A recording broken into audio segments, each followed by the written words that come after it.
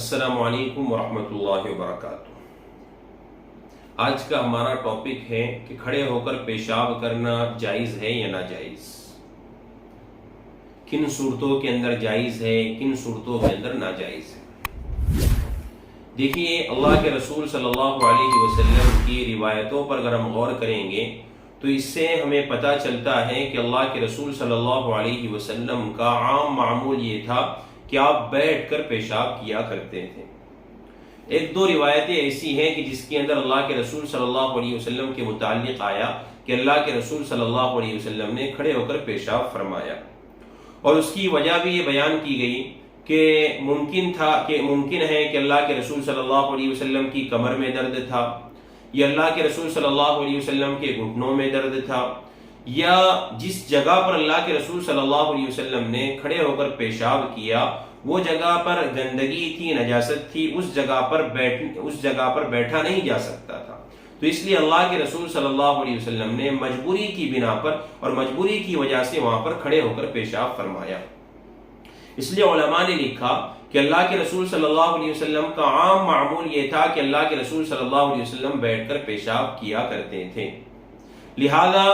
عامتاً یہی حکم دیا جائے گا کہ بیٹھ کر پیشاب کرے، کھڑے ہو کر پیشاب کرنے کی گنجائش نہیں ہے۔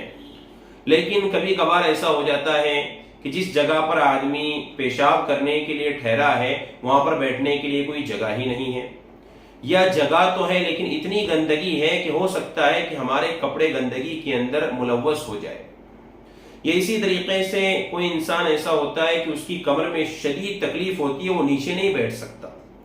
یہ کبھی ایسا ہوتا ہے کہ کسی انسان کے گھٹنوں میں کافی درد ہوتا ہے، وہ نیچے نہیں بیٹھ سکتا، یا کسی انسان کی ریڑھ کی ہڈی میں اور اسی طریقے سے منکوں کے اندر گیپ آ جاتا ہے تو اب وہ نیچے نہیں بیٹھ سکتا۔ تو ان حالات میں اگر وہ کھڑے ہو کر پیشاب کرنا چاہے تو یہ ایک مجبوری کی شکل ہے، تو مجبوری میں شریعت نے اس کو گنجائش دی ہے کہ وہ کھڑے ہو کر پیشاب کرنا چاہے تو کھڑے ہو کر پیشاب کر سکتا ہے، لیکن عام حالات میں کھڑے ہو کر پیشاب کرنے کی اجازت نہیں دی جائے گی۔ اور ویسے بھی یہ اسلامی تہذیب کا حصہ ہے کہ انسان بیٹھ کر اطمینان کے ساتھ سکون سے پیشاب کرے۔ اگر کھڑے ہو کر پیشاب کرے گا تو ہو سکتا ہے کہ کچھ پیشاب کے قطرات شرمگاہ کے اندر رک جائے، یا ہو سکتا ہے کہ کھڑے ہو کر پیشاب کرنے کی وجہ سے پیشاب کے چھینٹے کپڑوں پر آ جائے، یا اسی طریقے سے پیشاب کے قطرات اس کی شلوار کے اوپر، پینٹ کے اوپر لگ جائے۔ بہت ساری چیزیں کھڑے ہو کر پیشاب کرنے کے اندر ہو سکتی ہے، بہت سارے نقصانات ہیں،